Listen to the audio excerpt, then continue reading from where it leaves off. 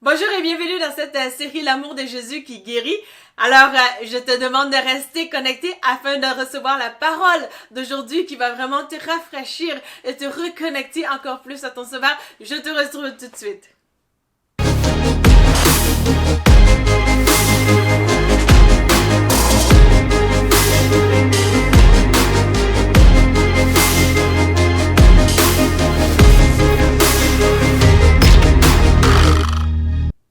Colossiens chapitre 3, verset 11 nous dit ceci. Dans cette nouvelle humanité, il n'y a plus de place pour une distinction entre juifs et non-juifs, circoncis et incirconcis, étrangers et barbares, esclaves et hommes libres. Ici, il n'y a plus que le Christ. Or, le Christ est le tout et il habite en tous. Père, je te remercie pour ta parole. J'ai confiance que tu parles au travers de moi. Je bénis ton nom. Au nom de Jésus, Amen. La peste antonine a fait tellement de ravages qui a fait succomber des millions de vies. C'était une pandémie aussi grande comme celle par laquelle nous passons, si ce n'est pas plus. Donc, ça s'est passé en l'an 165 à l'an 189.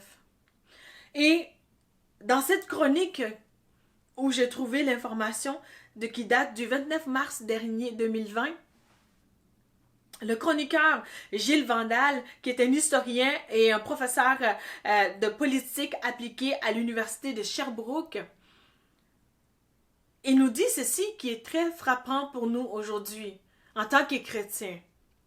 Il dit, contrairement aux vieilles croyances qui percevaient la maladie comme une punition des dieux, les chrétiens y trouvaient une occasion d'aller soigner les malades et de leur apporter un grand réconfort humain et spirituel. Donc, dans cette pandémie, nous pouvons aussi laisser un héritage qu'un autre professeur historien plus tard, si Jésus tarde à venir, va pouvoir raconter de qu'est-ce que les chrétiens ont pu faire. Et c'est aujourd'hui qu'on peut faire cette différence. Peut-être que tu peux avoir toutes sortes d'excuses pour te dire « je suis immigrant, une immigrante, j'ai perdu des années de scolarité, comme ça a été dans mon cas, j'ai perdu 3 ans de scolarité lorsque j'ai immigré initialement au Québec et au Canada. » Donc, ça peut être décourageant, ça peut être une source de distraction aussi, où on est juste focusé sur qu'est-ce qu'on veut pour nous, mais qu'on oublie le cœur de Dieu. Mais sache que l'appel de Jésus est rattaché à un prix extraordinaire pour toi. C'est un prix qui n'est pas éphémère, ce n'est pas un prix aussi qui peut être volé de ce monde. Ce n'est pas un prix que tu ne peux pas l'emporter ou l'avoir au-delà de cette vie. Je me souviens lorsque j'ai reçu un prix de par le passage de la mairesse avec le conseil aussi de mairie, avec Centraide, mon implication et ainsi de suite. J'ai eu un trophée à cet effet pour m'encourager, pour me dire merci pour mon implication à la ville. Je suis reconnaissante pour ce prix-là. Mais sache que le prix que Jésus a sur ta vie, qu'il va te donner, qu'il va t'accorder, est beaucoup plus au-delà de tout prix que n'importe qui de ce monde peut t'offrir. C'est mon encouragement aujourd'hui pour toi de venir mettre la main à la pâte afin que l'humanité puisse être bien, mais aussi que le Christ soit glorifié au travers de cette pandémie par laquelle nous passons tous. Tu te dis, mais qu'est-ce que je peux faire concrètement? Mais aujourd'hui, sache que le Christ, comme on a initialement lu, qui est en tous, est en toi pour te rendre capable de faire ce que tu ne peux pas faire par toi seul. Je me souviens lorsque Christ m'a appelé à des ministères, tout comme pour l'évangélisation, lorsqu'il m'a appelé à cela pour évangéliser à l'extérieur avec des tracts en public. J'étais très nerveuse, mais au début, avant cela, j'étais tellement quelqu'un qui était timide, qui était réservé, qui trouvait son bonheur dans le fait que personne ne me connaissait. Mais lorsqu'il m'a appelé, j'ai eu une onction extraordinaire pour être hyper à l'aise dans le public. Également pour cette chaîne par laquelle je prêche aussi et que tu vois que ces vidéos-là, c'est que le Christ, lorsqu'il m'a appelé à cela, lors de l'évangélisation ou des événements passés, c'est que les gens que je connaisse savent que pendant des années, je ne pouvais pas me faire prendre en photo ou me faire prendre en vidéo parce que j'haïssais ça. C'était pas mon truc et j'étais confortable dans l'anonymat et ça ne m'intéressait pas d'être vue en quelque part d'autre et ça me dérangeait tellement que j'en voulais à ceux qui voulaient vraiment me prendre en photo. Mais lorsque Jésus m'a appelé pour ce ministère, aujourd'hui, comme tu peux le constater, je suis à l'aise de faire ces vidéos. Donc, je veux t'encourager aujourd'hui de laisser faire toutes sortes d'excuses que tu peux avoir. Et la liste des excuses peut vraiment aller très loin.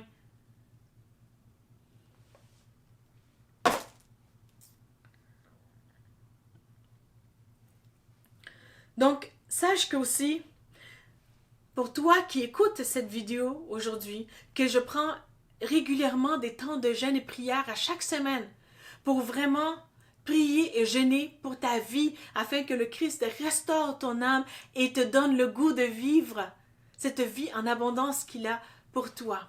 Sache que Jésus est à l'œuvre, tu peux t'attendre à lui et il est bon, il veut te restaurer. Mais aussi, Jésus a à cœur que ta vie puisse impacter d'autres vies aussi.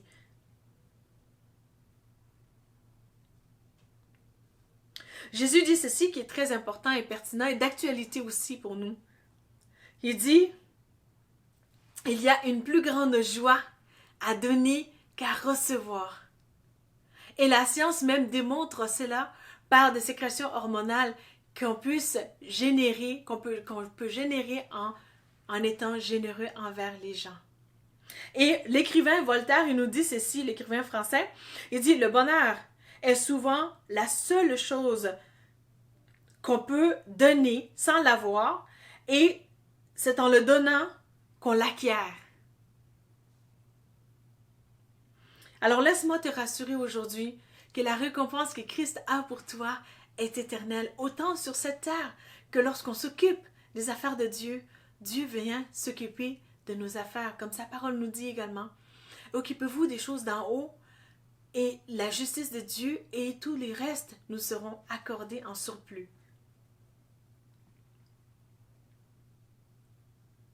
Alors sache aussi que ta part est importante. Prendre ta croix et suivre ton appel va faire toute la différence dans ce monde.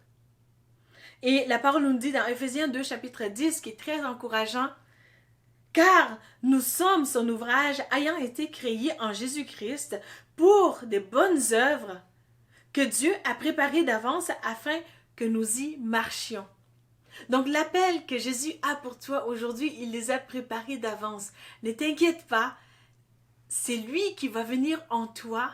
Donc le Christ en toi, Colossiens chapitre 3 verset 11, va faire ce que lui seul sait faire. Et dans Colossiens chapitre 3 également, il est fait mention de l'importance de faire des bonnes œuvres. Et c'est réellement ça aussi qui va guérir, restaurer notre âme, parce que étant donné que nous avons reçu cet amour de Jésus qui nous guérit, mais aussi nous pouvons donner cet amour de Jésus qui va guérir d'autres dans ce temps de pandémie.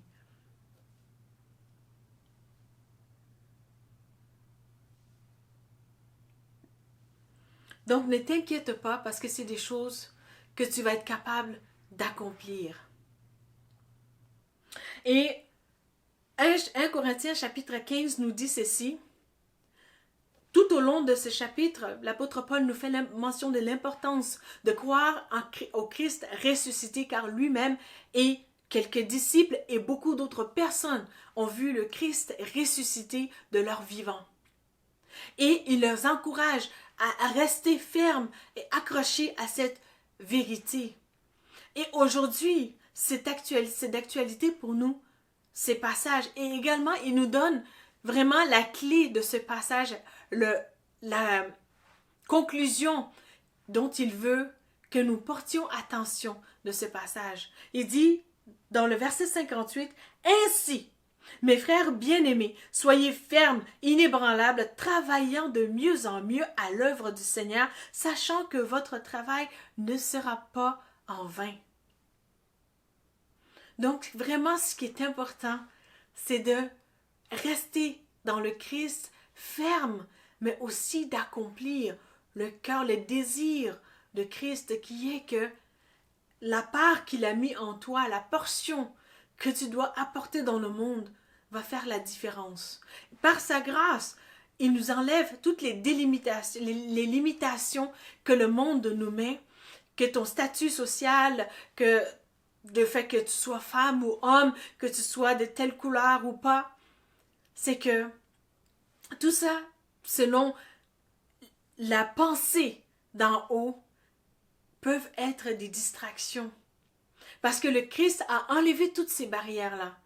Et cela fait en sorte que tu peux facilement entrer dans ton appel aujourd'hui et régner pour la gloire de Jésus.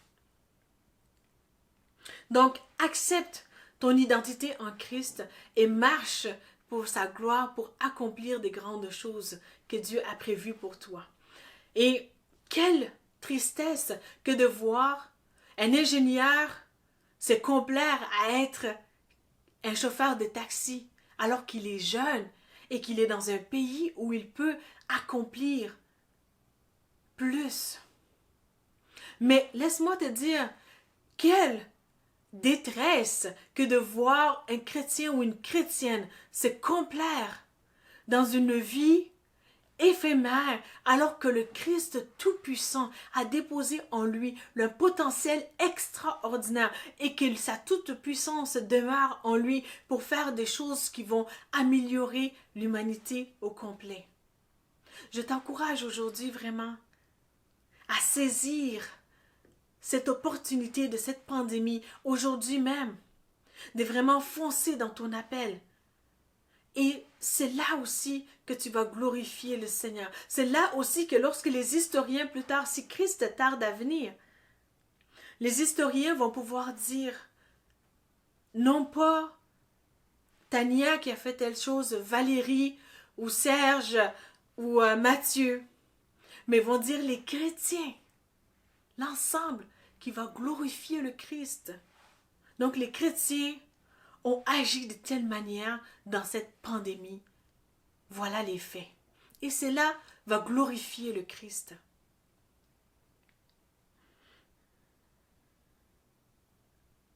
Alors, sois préoccupé par des affaires que Christ t'appelle à faire. Aujourd'hui, où est-ce que tu es en ce moment, tu peux te blottir dans la parole de Jésus, en lisant sa parole, en méditant sa parole, en cherchant à connaître sa parole, en cherchant à passer plus de temps avec Jésus. Et alors que sa personne se forme de plus en plus complètement en toi, que ce n'est plus toi qui vis, mais le Christ qui vit en toi, tu vas voir l'impact du Saint-Esprit en toi qui va pouvoir te permettre de soutenir quelqu'un qui passe par ce temps de pandémie, une maladie, par quelqu'un qui a peut-être même attrapé le COVID, que tu vas pouvoir soutenir la personne, que tu vas pouvoir l'encourager, que tu vas pouvoir l'aider à prendre sa croix, que tu vas pouvoir partager vraiment cette foi ferme, cette foi remplie d'espérance, cette foi vraiment qui est inébranlable, qui est tangible, qui est vraie, qui est puissante aussi, car il y a de la puissance dans la résurrection de Jésus. Et tu vas pouvoir aider cette personne-là à se relever de cette maladie-là, à se relever peut-être même aussi de l'encloisonnement par lequel les personnes passent aujourd'hui, par la peur, l'angoisse, le stress, que l'ennemi apporte aussi des tourments dans les âmes.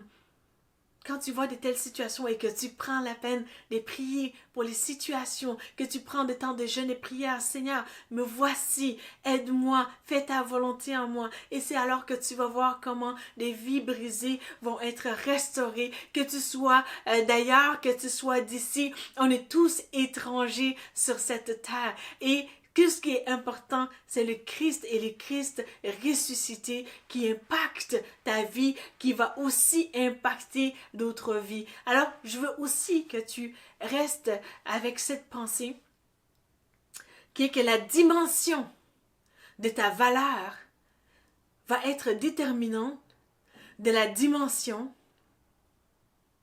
de ton appel. Donc, la valeur que tu accordes à ton identité en Christ, que tu acceptes le Christ ressuscité, que tu reçois ton héritage, que le Saint-Esprit en toi, les dépôts que Jésus a posés sur ta vie et que tu marches dans cette vérité, c'est là que tu vas avoir un impact extraordinaire qui va t'amener au-delà de toute limitation territoriale ou raciale. Je veux aussi que tu gardes en mémoire que le Seigneur a des grandes choses pour toi. C'est en acceptant sa volonté que tu vas vraiment voir que tu as été créé pour plus que cela, comme le mentionne bien le livre de Jim Cymbala. Donc, on voit le poisson ici qui sort de son aquarium. Lorsque tu acceptes le Christ, il vient impacter ta vie et tu ne seras pas limité par des barrières. Je souhaite de tout cœur qu'aujourd'hui tu vas venir à Christ si tu n'es pas déjà à lui, en l'acceptant comme ton Seigneur et Sauveur, simplement une déclaration si simple, en disant Seigneur Jésus, viens dans mon cœur, j'ai besoin de toi, je suis pécheur, pardonne mes péchés, viens me laver, donne-moi de prendre ma croix et de te suivre, car c'est là ce que je désire faire. Donne-moi ton Saint-Esprit et aide-moi à faire ta volonté pour l'éternité. Amen. Alors lorsque tu fais cette prière-là, la Bible dit que tu es sauvé. Et en étant sauvé, tu vas voir comment que Dieu a des merveilles pour toi. Tu vas voir comment qu'il est ce sauveur merveilleux qui a soin de ses brebis, qui veut prendre soin et restaurer des vies brisées. Alors, je te dis à bientôt pour une nouvelle vidéo et je te dis demeure fermement attaché dans le Seigneur et je te dis merci.